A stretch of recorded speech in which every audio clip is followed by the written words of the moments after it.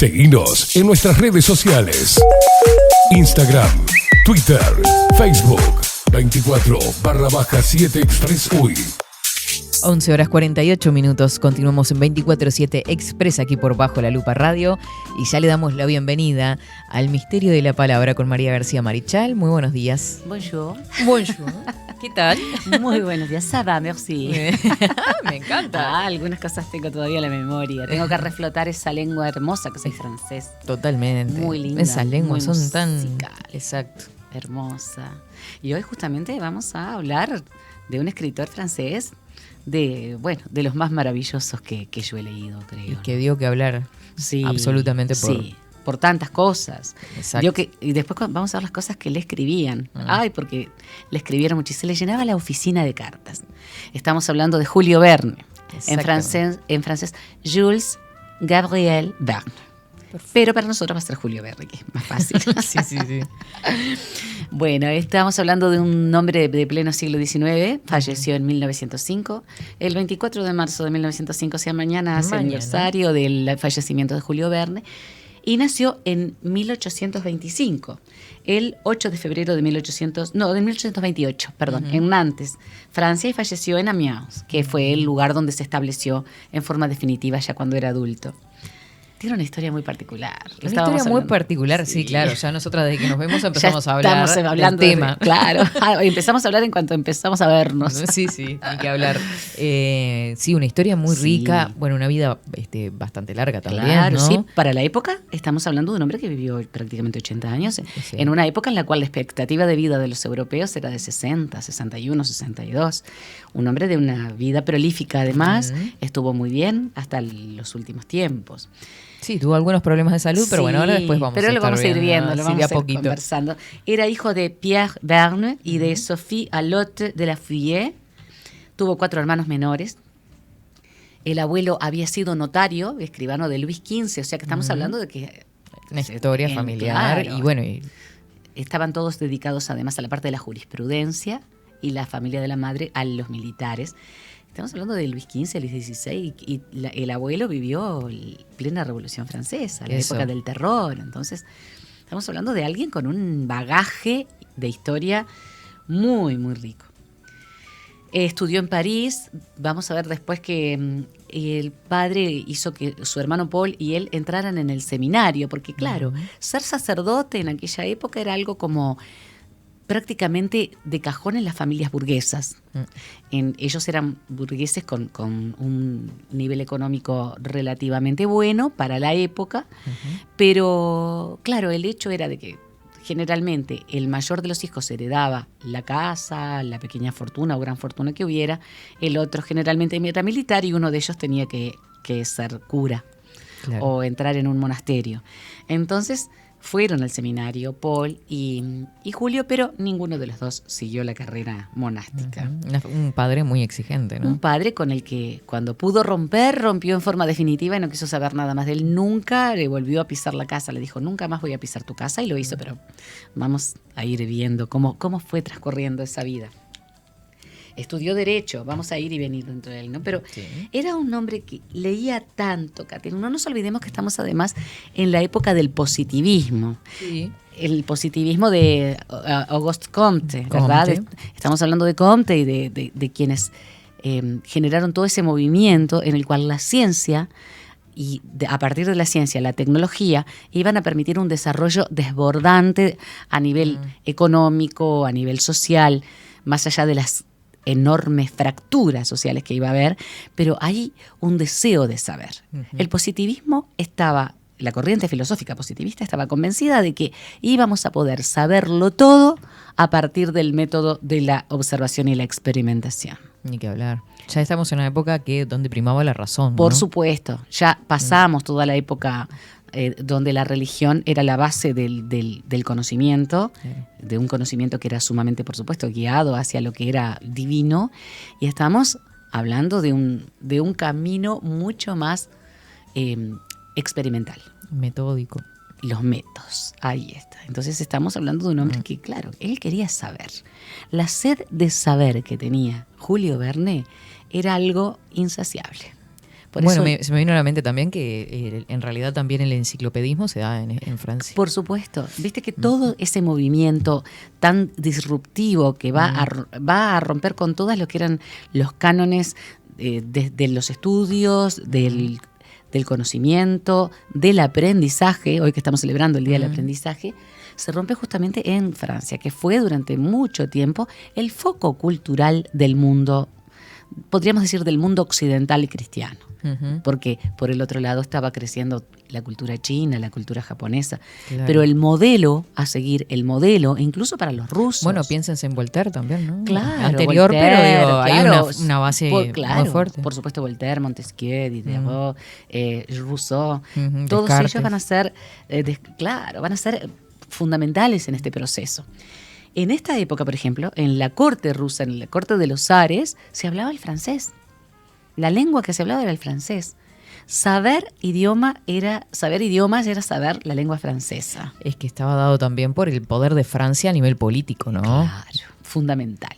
Y Es sí. la época de las colonias francesas, de los territorios de ultramar, Claro. del imperio que se hizo en las islas del Pacífico, en Asia del Sureste, en el Caribe y en el sur de América del Sur.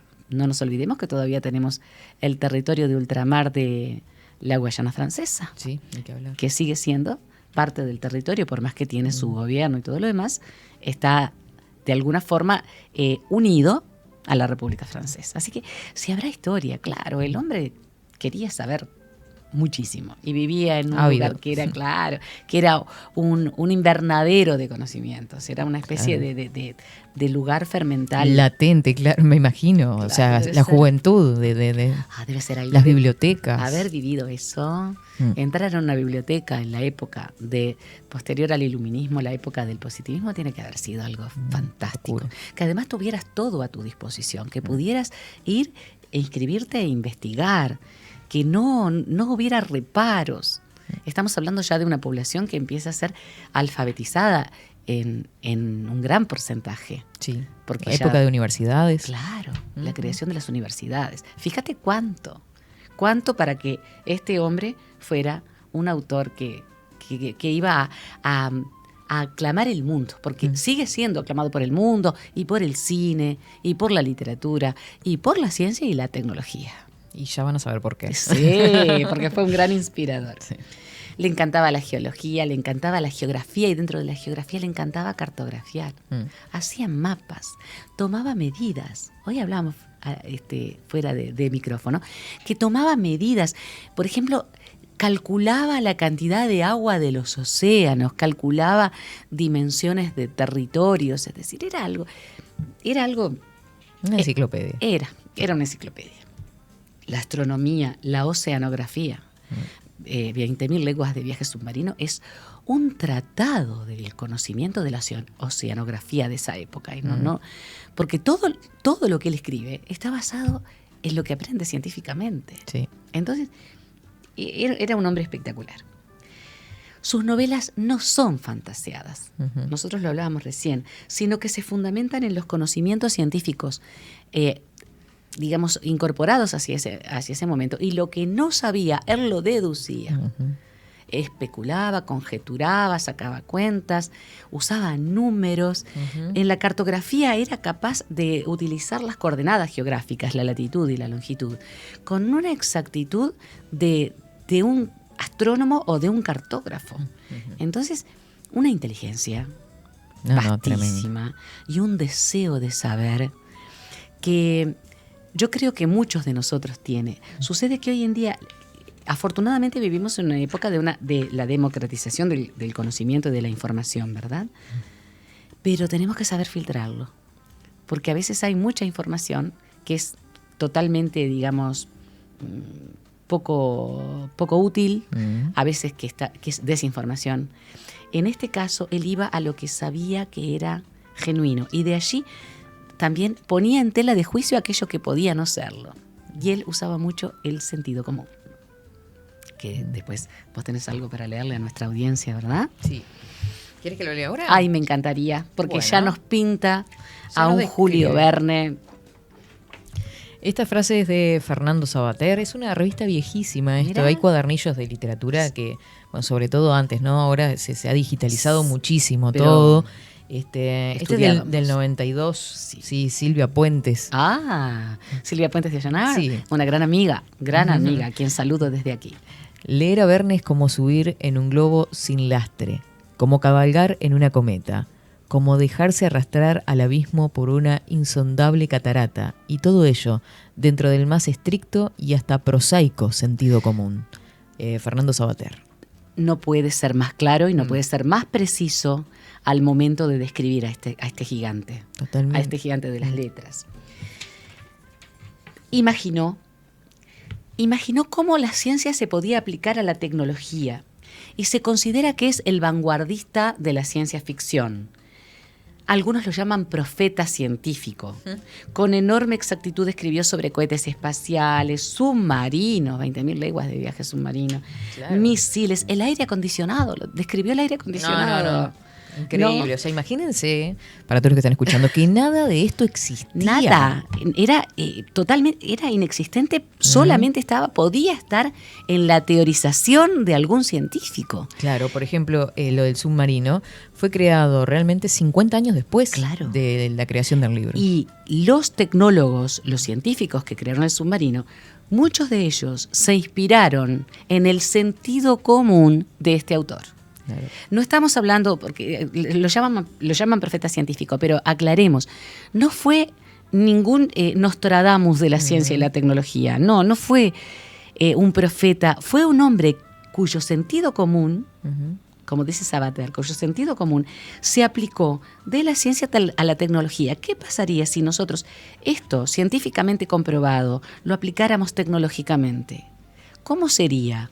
Entonces, toda su cabeza iba diagramando, sacando cuentas, conjeturando, haciendo aplicaciones, porque además hacía pequeñas aplicaciones de tipo experimental en su estudio.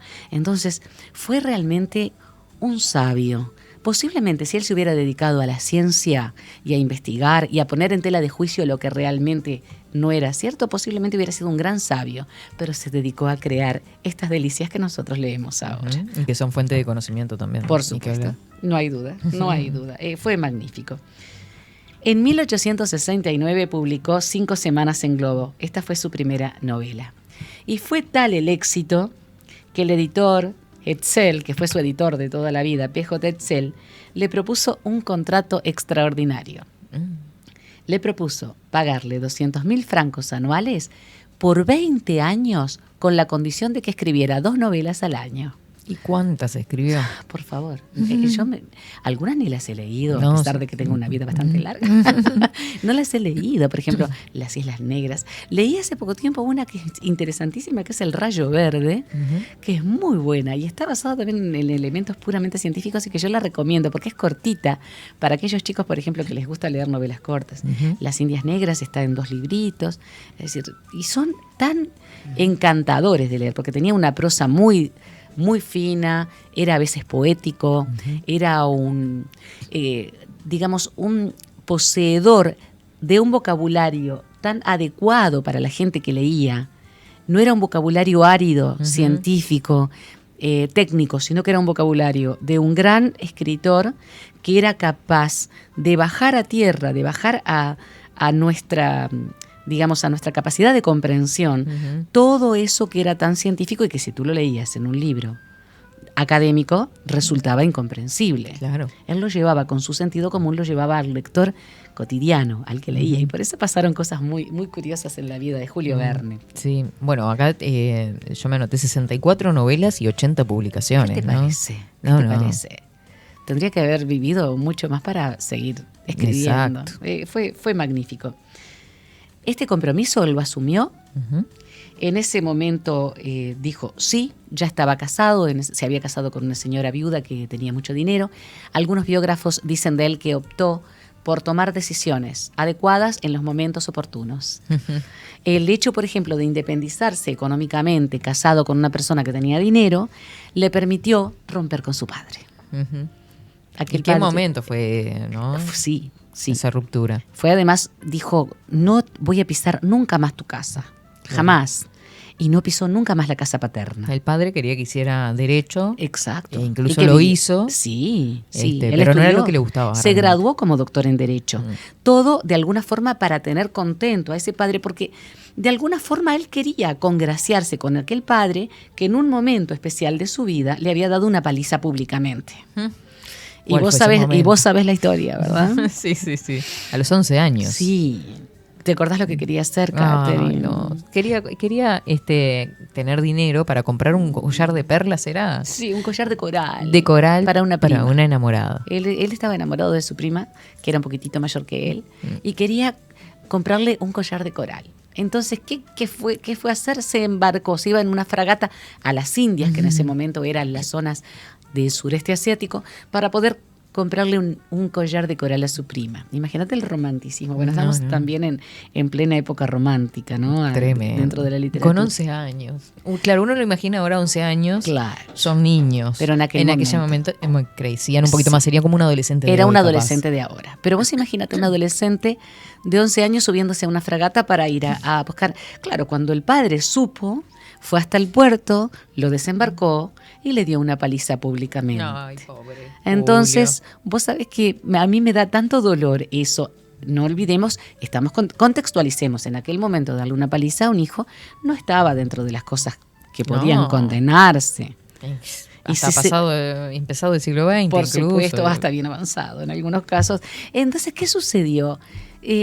Él se sintió tan avergonzado, porque claro, yo creo que el padre, que era muy riguroso, muy estricto, que quería que hiciera lo que él había hecho, lo que el padre quería era no perder a su hijo, porque un niño de 11 años, un adolescente, en una embarcación que iba a ir a las Indias por un collar de coral, lógico, claro, la paliza fue algo que él nunca olvidó. Claro. Nunca lo olvidó. Dolor. Fue mucho el dolor, mucha la vergüenza, y eso le hizo mucho mal en algunos aspectos, porque fue un hombre sumamente duro en algunos. Fue además un misógino, porque su prima lo desdeñó. Entonces, él sintió que todo por lo que él había luchado y lo que había soñado se le rompía. Claro. ¿Cuál fue su encauce? La literatura. Cuando pudo romper con su padre, aquel hombre que lo había castigado, aquel hombre que quiso que él siguiera la carrera de Derecho que a él no le gustaba, e incluso trabajó como abogado durante un tiempo. Bueno, cuando pudo romper con él, dijo, bueno, me caso con esta mujer. Se sabe ciertamente que fue por interés que se casó con ella, que no había amor, pero aparentemente había un acuerdo. Ella respetó el hecho de que él fuera un creador y se dedicó a escribir. Cuando era joven, él se acerca mucho a la literatura gracias a su tío también. Claro. Que lo lleva a círculos de talleres literarios. Claro, los talleres literarios. Aquellos grupos que existían en el siglo XIX, que eran los grupos de tertulia. Claro. Se tomaba el té, o se usaba también mucho ir a un café. Es la época de los cafés en Francia. Entonces ibas al café a reunirte con amigos, a tomar un café y a charlar de ciencia, de literatura, de filosofía. O te reunías en la casa de una familia determinada, con amigos, y ese tío suyo compartía, veía tanta ansiedad por saber que compartía esos espacios de tertulias, de té o de los cafés. Es que son tan lindas esas Ay, tertulias. Yo recuerdo la época de estudiante, se armaban grupos preciosos. Es hermoso. Nos llamábamos Los Tropos Quieren Viajar. Los Tropos. Ay, qué lindo. Sí. Me gusta muchísimo. Espectacular. Me encanta ese grupo. Sí. Te voy a contar que en nuestro taller literario, el taller literario que tenemos con Sandra del Río, que se llama Tipo Tix Lexix, en griego, el jardín de la palabra, y pueden corregirme nuestros oyentes, hacemos una especie de merienda cada viernes. O sea, después de trabajar en las letras, compartimos eso y hablamos del autor de turno, de lo que escribió cada uno, hacemos, digamos, hasta elucubraciones de tipo filosófico, claro, buscando la forma de encontrar, aprender. Y esto era lo que hacía Julio Verne, y que su tío fue un mentor en ese aspecto, porque su padre quería que fuera abogado y que viviera de la abogacía.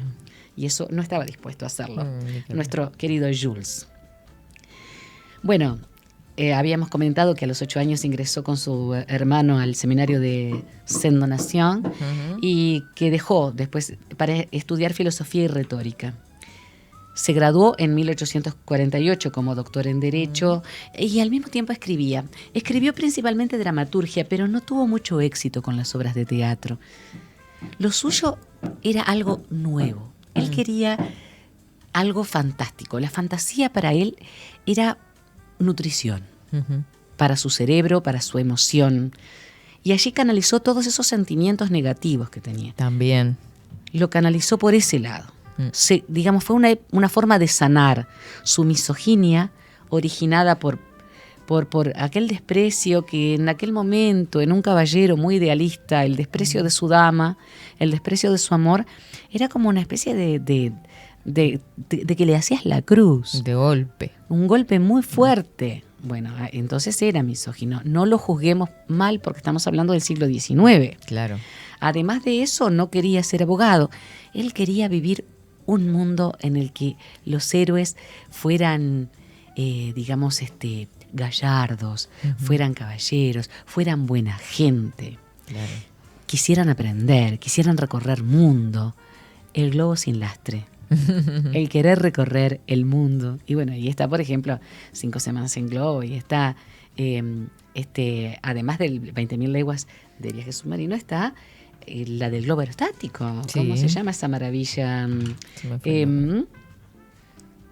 ver, por favor. No lo vimos recién. Sí. Bueno, después nos vamos a acordar. Dentro de... nos van a rezongar nuestros autores. Sí, eso me fue también el nombre. Pero ya nombramos recién. nos van a decir y nos lo van a decir ellos.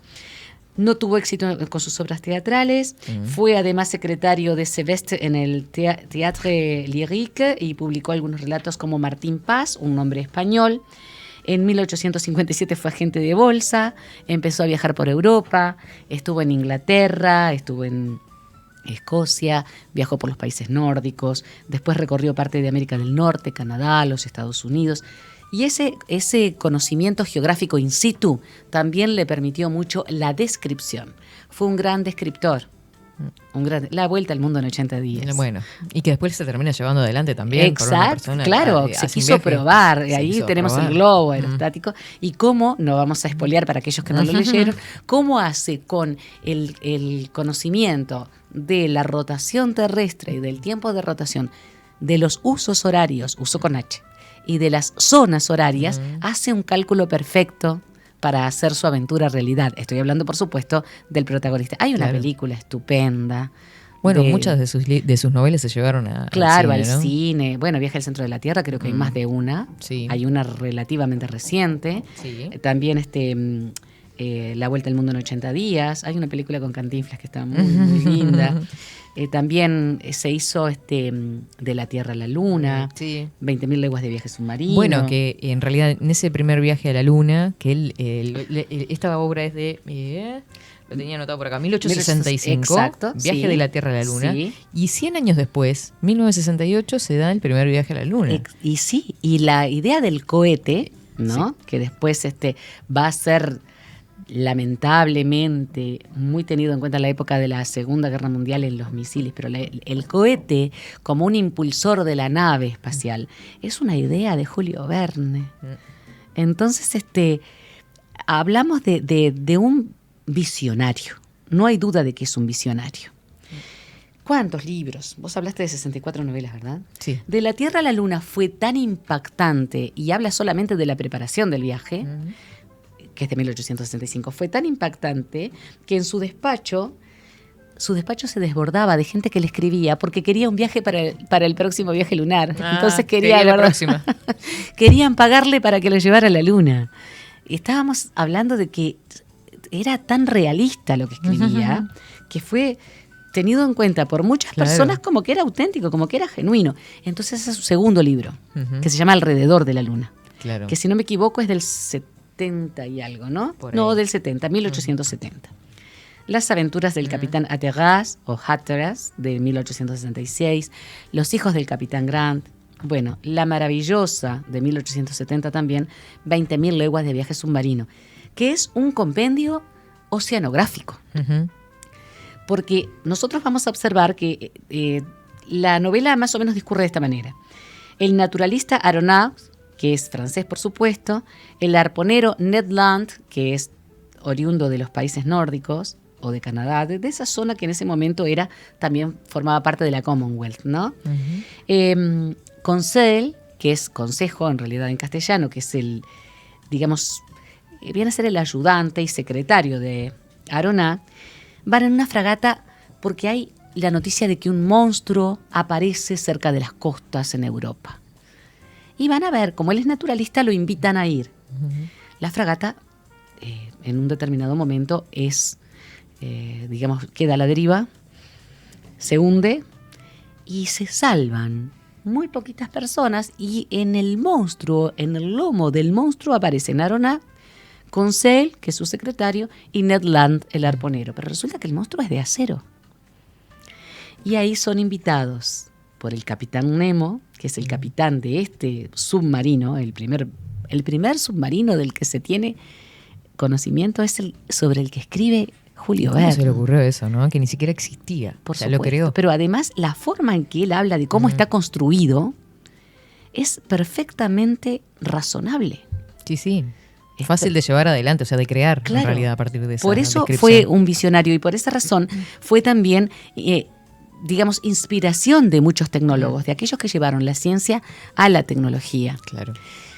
Cuando él entra en esta realidad del submarino, que es el Nautilus, que además tiene el nombre de ese caracol perfecto, que es el caracol Nautilus, que tiene un orden espacial estupendo, que tiene una biblioteca con muchísimos, miles y miles de volúmenes de libros, él comienza a ver que hay muchísimos aspectos de esta nave que tienen que ver con lo que él ha estudiado científicamente. Estoy hablando de Aronnax, ¿no? Del protagonista. Pero es el mismo Julio Verne el que dice, ¿no podría ser posible esto? Y entonces hay toda una actividad, una interacción con el Capitán Nemo. El Capitán Nemo se encierra en una burbuja, que es la burbuja que va timoneando, lleva el timón del submarino, pero además tiene placas que permiten ver el océano con toda la diversidad de vida que hay. Por eso digo que es un compendio fantástico, y que en esta época de océanos que tenemos que cuidar, en esta época, ayer fue el Día Mundial del Agua, de agua que tenemos que tener mucho cuidado, en el agua dulce, que es poquísima, y en el agua salada, que estamos ensuciando tanto, porque debemos usarla con muchísimo respeto. Ven la vida marina en toda su magnificencia. Y es tan magnífica porque Julio Verne leyó todos los tratados de oceanografía que pudo antes de escribir 20.000 leguas de viaje submarino. Y la vida en el Océano Índico, y en el Pacífico, y en el Atlántico, y en el Océano Ártico, y en las aguas antárticas. Describe como un verdadero oceanógrafo esa vida, pero la describe de una manera tan espectacular que el lector no se cansa de leerla. Claro. Viste que vos nombrabas esto de que leía muchísimo, y esto lo llevó a que pasaba días leyendo y no comía. No, o sea, le generó muchos problemas en su salud, claro. Se enfermó tanto que su esposa tuvo que hacerlo, lo apartó un poco de aquellas jornadas interminables en las bibliotecas, con atlas y libros y leyendo. No nos olvidemos que además los lentes, esto que nosotros ahora tenemos como parte de nuestro organismo, además tenemos lentes de contacto, en aquel momento recién se estaban perfeccionando la óptica. Claro. Recién estaba perfeccionándose, y era principalmente en Alemania, en Prusia, donde nosotros tenemos a los grandes técnicos ópticos que van a llevar adelante el proceso de perfeccionamiento del lente. En ese momento había solamente lentes para leer, lentes para presbicia. Después aparecen los lentes para astigmatismo, los lentes especializados. Claro. Pero es una época en que hasta eso está desarrollándose. Es el desarrollo de la ciencia y la tecnología, y es ese momento en el que él está viviendo. Se enfermó. Me hace acordar tanto a Quijote, claro, de tanto leer.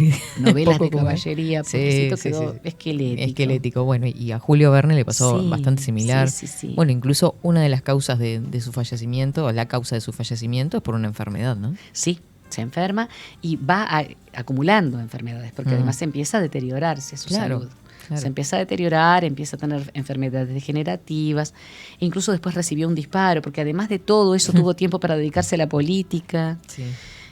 Fue un hombre muy especial, incluso en ese aspecto, ¿no? Él quería, se postuló a elecciones municipales en Amiens por la extrema izquierda, además. O sea, era disruptivo hasta en eso. Y quería romper con todos los esquemas en los que lo habían educado. Claro. Entonces, Era eso. Claro, va a ser eso. Y bueno, en ese momento, claro, hay alguien que está contra lo que él piensa, le disparan a la salida de su casa, le dan en una pierna, quedó rengo para el resto de su vida. Y además se enferma no solamente de las enfermedades propias de la edad y de ese momento histórico, Sí. sino que se enferma tiene problemas musculares, tiene problemas en el sistema nervioso central y comienza a deteriorarse. De todas maneras, estamos hablando de un hombre que vivió mucho. Sí. Su fama y la incansable energía le hicieron comprometerse en la política, como decíamos. Pero lo más importante para él fue escribir, y eso lo dijo siempre. Yo escribo y para mí la fantasía es lo que yo vivo. Cuando yo escribo, vivo lo que estoy escribiendo. Y además me documento. Era otra de las cosas que siempre decía. Escribo fantasía, pero documentado en la ciencia. Tenemos allí el camino del positivismo y el camino científico posterior muy bien ensamblado. Yo creo que este hombre, de alguna manera, es un eslabón en esta cadena múltiple de conocimiento. El positivismo por un lado, el desarrollo científico y tecnológico por el otro, y la fantasía, pero fundamentada en la ciencia por el otro. Entonces, ¿cómo no? ¿Viste cómo el humano? Tremendo cómo une todo eso, ¿no? Y el humano, impresionante. ¿cómo es capaz? Porque ese trabajo, porque vos lo dijiste perfectamente, es trabajo. Estamos hablando de oficio, estamos hablando de trabajo creador.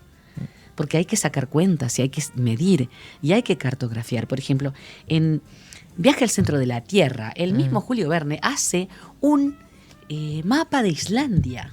Porque para entrar al centro de la Tierra va a ir por un volcán apagado.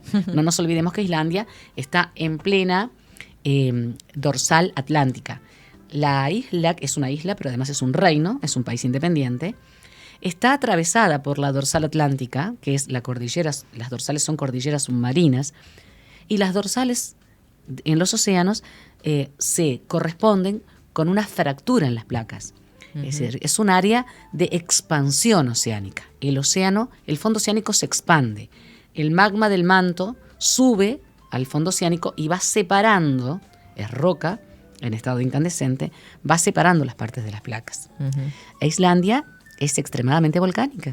Claro. En Islandia, la generación energética para calentar las casas, para cocinar, para tener agua caliente, es geotérmica. Es de aguas termales. Mira. Sí, no hay electricidad con combustibles fósiles. Claro. No hay calefones. No, es el país más limpio del mundo y el que está mejor dentro de los países que están en lugares, en espacios de clima frío, es el que está mejor atendido porque usan justamente la naturaleza a su favor. Claro. Y esto acá aparece también en Viaje al centro de la Tierra. No, es espectacular. Era una cosa increíble. Recibió la Legión de Honor. La Legión de Honor para los franceses es como un premio al honor, es el honor más grande, ¿no? La medalla de la Legión de Honor de la República de Francia. Sus últimas obras, El eterno Adán y La extraordinaria aventura de la misión Barsac, son de 1910 y más o menos de esa época allí, van a hacer de él un hombre temeroso de que la ciencia sea usada en contra de la humanidad. Exacto. Porque más allá de su carácter y de todo lo demás, fue un hombre encerrado en sí mismo, pero que siempre creyó en el humano. Y aquí ve que tal vez todo aquello que él veía que podía ser bueno para las generaciones posteriores, puede también ser de una gran negatividad y puede ser dañino para el hombre. Y es que termina sucediendo. Él fallece en 1905, Exacto. e inmediatamente después se van dando las guerras mundiales, por ejemplo. El mapa de Francia va a estar permanentemente cambiando hasta el día de hoy. Claro. Y vemos hoy en día también las tensiones geopolíticas en esa parte del planeta. Sí. 1905 a 1914 son 9 años, nomás allí Por empieza eso. la Primera Guerra Mundial. Y lamentablemente vamos a ver una Europa devastada por la Primera Guerra Mundial, recuperada, vuelta a devastar, y hoy en día con un mapa que permanentemente se está modificando. ¿Cómo era el momento histórico ¿Querés que hagamos un poquito un paneo de eso? Sí, por favor. Hablamos del positivismo en la ciencia. Había pasado la Revolución Francesa, estamos hablando de gente que, después del iluminismo, que digamos que rompe con lo que es la religión establecida y la religión como base del poder, la monarquía de origen divino, la monarquía absoluta y de origen divino. El absolutismo. Exacto, el absolutismo. Empieza a haber toda una fermentación, ¿no? Porque hay muchos problemas. Vamos a ver que Francia pasa por imperios, repúblicas. Entonces, estamos en una época en la cual la ciencia va a ser fundamental. La ciencia aplicada a la tecnología va a ser fundamental porque estamos en la primera revolución industrial pasando a la segunda. Tenemos en cuenta de que la primera revolución industrial, que tuvo como fuente de energía primordial el carbón, principalmente en la zona de las Islas Británicas y en la región de Francia, en la zona de las Ardennes y en la zona de Bélgica, lo que después llamamos el Benelux, Bélgica, Netherlands, Luxemburgo. Bueno, tenemos toda el área de la industria textil, la máquina a vapor, que primero se va a utilizar en los barcos, pero que posteriormente va a ser utilizada en el tren. Y ahí comienza el poblamiento de las grandes áreas en el planeta. Y hablamos de Rusia, de Estados Unidos, de Canadá, de la misma China posteriormente. Una época muy nacionalista después también. Claro. Se van formando ciudades y naciones, ¿no? Por supuesto. Comienzan a aparecer los nacionalismos en Europa principalmente, y después van a aparecer en Asia. En América estamos en plena revolución de los países latinoamericanos. Claro, y eso, imagínate, para un país europeo tener tierras en América, ¿no? Eran imperios. Era el tesoro, eran imperios. En esta época, que pasamos de la primera a la segunda revolución industrial en Francia, nosotros tenemos ese imperialismo francés llevado al extremo de conquistar tierras en Asia, en las islas del Pacífico, que hasta el día de hoy constituyen algunas de ellas territorios de ultramar, como le llaman los franceses, en el Caribe y en el norte de América del Sur. Entonces hablamos de un país poderosísimo desde el punto de vista geopolítico. Sí. Era poderosísimo. Tenemos a Inglaterra y a Francia. Y es de estos países de los que los latinoamericanos comienzan a hacer justamente un desprendimiento, que a África y a Asia les va a llevar mucho tiempo más. Claro. Es que cuántos intelectuales de América, incluso de nuestro país, viajaron a Europa y a Francia en particular para nutrirse y traer ideas después, ¿no? Claro. Para constituir después lo que será nuestra constitución, claro, reformas educativas. Porque la Revolución Francesa, ¿no? De la igualdad, la fraternidad, la libertad, liberté, igualité, fraternité, va a ser la fuente de orientación para los países que se van a formar primero en América anglosajona. Hasta en los colores, ¿no? Claro. Libertad o muerte, blanco, rojo y azul. Claro. Estamos dentro de esto va a ser fundamental en el siglo XIX, principio del siglo XX. Y América va a desprenderse justamente en esta época. Plena época de Revolución Industrial, después de la Revolución Francesa, que fue de 1789 al 99, la burguesía adquiere muchísimo poder. Tenemos el poder de los banqueros, tenemos el poder de los nuevos ricos, les nouveaux riches, como le llaman los franceses, ¿no? Las masas populares empiezan a ser protagonistas porque los obreros comienzan a pelear por sus derechos, porque eran oprimidos. La primera revolución industrial fue una máquina de picar carne y la segunda anduvo ahí. También. Entonces, largas jornadas laborales. Niños trabajando en lugares peligrosos porque ellos entraban. Las familias viviendo en lugares hacinados, oscuros, donde no tenían ni aire limpio para respirar.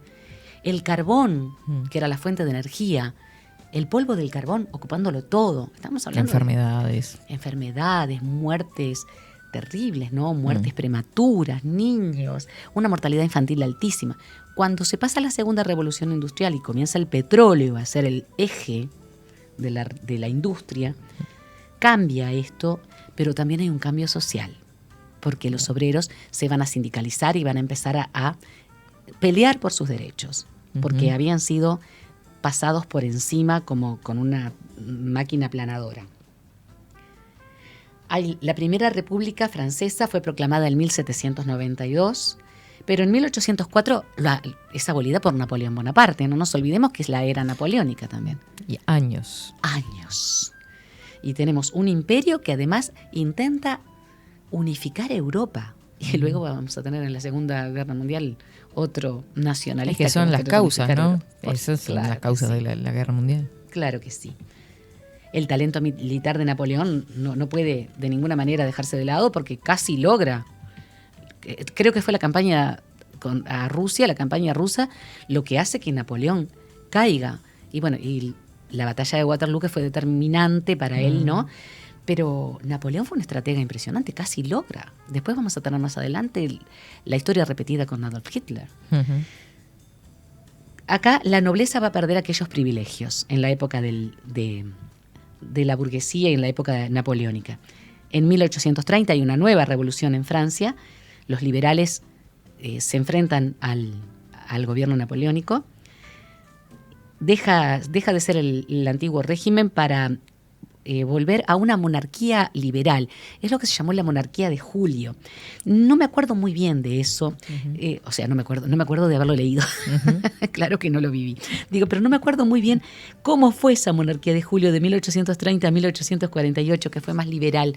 No recuerdo muy bien cómo se manejó, pero era ya la base de lo que van a ser las monarquías actuales, que son bastante anacrónicas y que en realidad el rey reina pero no gobierna. Exacto. ¿No? En 1852 el presidente Luis Napoleón Bonaparte, que es descendiente por supuesto de Napoleón, volvió a instalar el imperio. Otra vez. De nuevo, estamos en lo mismo. Y en 1870 Prusia, que es un estado alemán, uh-huh, derrota al imperio de Luis Napoleón y se inicia la Tercera República parlamentaria, laica y con las libertades individuales, que es la que hasta el día de hoy se da en Francia. Y el colonialismo que no podemos dejar de lado. Entonces, ¿viste cómo la situación geográfica, histórica y sociopolítica va a generar a los autores? Porque acá vamos a tener además el romanticismo y todo lo demás, pero claro, este hombre que hoy estamos estudiando y que hoy estamos compartiendo con nuestros oyentes, es realmente un hombre que va a romper todos los esquemas de lo que era la ciencia, la tecnología y hasta la política, porque él, por ejemplo, en sus obras está permanentemente contra lo que es el totalitarismo. Uh-huh. Va a ser contrario a todo lo que es totalitario, todo lo que es imperialista. Y habla, por ejemplo, en muchos casos de insurrecciones, que después se van a dar, claro, insurrecciones contra lo que fue justamente este imperio que se basó en quedarse con las tierras para repartirlas entre quienes colonizaban y dejar a los naturales totalmente fuera de los procesos. Claro. Y la destrucción que eso va a ocasionar en los pueblos, ¿no? Uh-huh.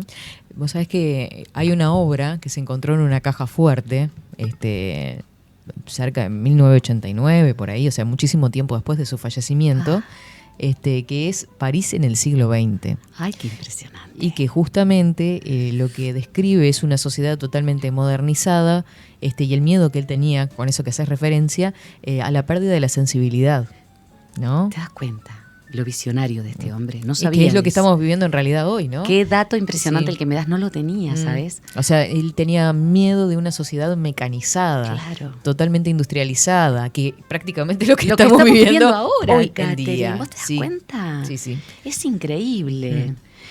Y ahí hay mucho de ese pesimismo que hacíamos referencia, de esa parte oscura. Porque al principio él estaba muy entusiasmado. Sí. Él tenía un entusiasmo tan grande con el desarrollo, con la ciencia, con la tecnología, con lo que se pudiera lograr. Es que se da más capaz en la primera etapa de su vida, ¿no? Cuando empieza a ver que todo aquel conocimiento puede dar lugar, pero le ha pasado a muchos científicos. Él es un creador y un literato antes que nada, pero era un hombre que basaba todo en el sentido común y en la ciencia, ¿no?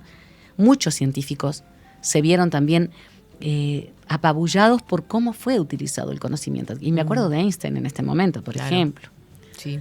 Entonces, mira, ese dato que me parece estupendo para tenerlo en cuenta, no lo tenía, pero sí por ejemplo, en los últimos libros de él, como la Exploración Balzac, él está muy pesimista. Sí, en lo que se refiere. Igual creo que puede ser un sentimiento de los escritores de la época, porque se me viene a la mente Baudelaire, claro, con el romanticismo, claro. Que es el 1800 y pico también. Sí, Baudelaire. Entonces, que está dentro de lo que es el spleen, la literatura. Claro, sí, el hastío. Sí.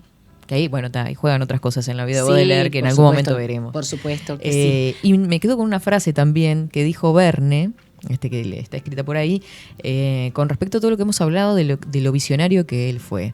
Dice, lo que cualquier hombre es capaz de imaginar, otro lo podrá hacer. Pa. Realmente fue así. sí. Fue como él lo planteó. Es como que lo haya dejado escrito como una Biblia, como Sí. diciendo, bueno, yo les digo esto, ustedes hagan. Por eso mucha gente habla de él como un profeta de lo científico y de lo tecnológico. Fue un hombre maravilloso. A mí me fascina la literatura de Verne hasta el día de hoy. Y más allá de todo lo que leemos, Catherine, para mí, por ejemplo, 20.000 leguas de viaje submarino y Viaje al centro de la Tierra son libros que yo releo cada tanto porque disfruto. Por ejemplo, en el Viaje al centro de la Tierra, ¿puedo leer un fragmentito? Sí, claro.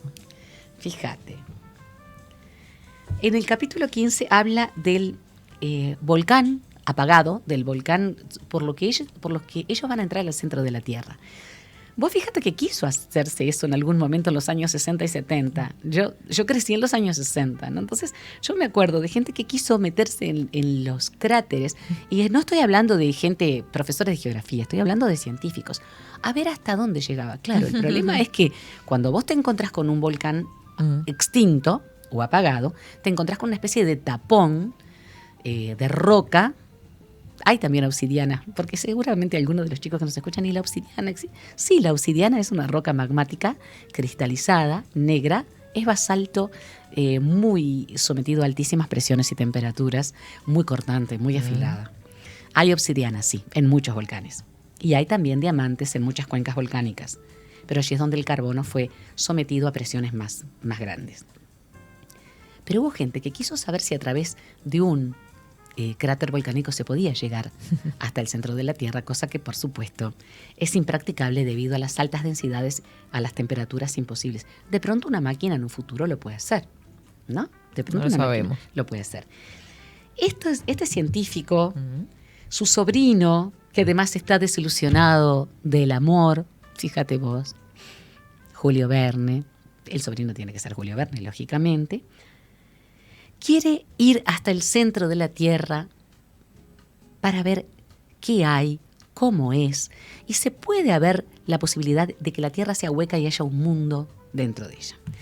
Entonces entran por un volcán, este se puede pronunciar, porque los nombres de los volcanes islandeses casi son impronunciables, pero este se llama Sneffels, así que se puede pronunciar. El Sneffels tiene una altura de 5.000 pies. Una enorme capa de nieve cubría su cumbre. Ascendíamos en hilera, precedidos por Hans. Hans era el vaqueano, vendría a ser, ¿no? El montañista, el que los iba guiando. El camino era difícil. Toda conversación resultaba imposible. Teníamos que ir en fila india. 3 fatigosas horas de marcha nos habían llevado solo hasta la base de la montaña. Allí Hans nos hizo señas de que nos detuviéramos y una frugal comida fue compartida por todos. El guía dio la señal de partida 1 hora después. Los 3 islandeses, porque llevaban porteadores, lógicamente, tan taciturnos como su compañero Hans, no pronunciaron ni una palabra y comieron sobriamente. Es capaz, incluso sin haber viajado tanto, de describir cómo son los nórdicos. Los nórdicos son personas serias, son personas taciturnas, tal vez por una cuestión hasta de luz solar. Sí, claro, puede ser. Viven muchísimos meses en la oscuridad. Claro. Y viven muchos meses con el sol de medianoche, es decir, un sol que no se pone nunca y hay que oscurecer la casa para poder dormir. Por eso hay mucha gente que sufre de insomnio. Y aquí empieza esta aventura que van a ver, después se van a perder en el cráter y todo lo demás. Es realmente estupendo. Es la invitación queda más que hecha para que se... Sí, 20.000 leguas de viaje submarino, otra maravilla. 5 semanas en globo. Bueno, creo que hay mucho para ver de Julio Verne, mucho para adivinar, además de lo que él pensaba y lo que él sentía. Era muy sarcástico en algunos momentos. Y tener mucho en cuenta también, en este caso, lo que hablamos siempre, ¿no? Ese contexto sociopolítico, geográfico. Para mí, Catherine, esto que hacemos nosotras es algo tan enriquecedor para nosotras mismas y para quienes nos oyen, porque una de las cosas que no podemos hacer es alterar aquello que fue escrito, porque lo que fue escrito por un autor fue escrito en un momento histórico y en un espacio geográfico y en un momento personal. Claro. La misoginia de Julio Verne no nos tiene por qué hacer detestar a un Julio Verne que es un exquisito. Ujú. Entonces, ¿por qué la misoginia? Bueno, estamos hablando de una época muy particular y de un hombre que sufrió por amor. Entonces, bueno, ¿qué era mejor? Era mejor decir, bueno, no, las mujeres, las mujeres, esas mujeres, la donna è mobile, como dice el aria de la ópera, ¿no? Y sí, hay que siempre tener en cuenta la época en la que vivió en definitivo y su historia, La como historia, estamos la haciendo historia en este caso. personal. Por eso creo que eso es lindo y es que es importante que además nuestros oyentes además nos enriquezcan a nosotras con lo que ellos saben. Claro. Así como vos haces conmigo, que me das datos que yo no tengo y yo te doy otros. Creo Obvio. que ese intercambio es tan interesante y puede hacer que nuestros chicos, Ujú. que leen más que los chicos de hace 20 años, Eso leen lo más. dijiste hace poco también. Sí, doy fe, leen más, que nuestros chicos y nuestros grandes vuelvan a los libros, Qué lindo. Volver a las bibliotecas. a las bibliotecas. Hay ambiente más lindo que una biblioteca. Yo por eso lo entiendo tanto a Julio Verne. Yo me cerraría. Muchísimas gracias. No, es Mari. un placer.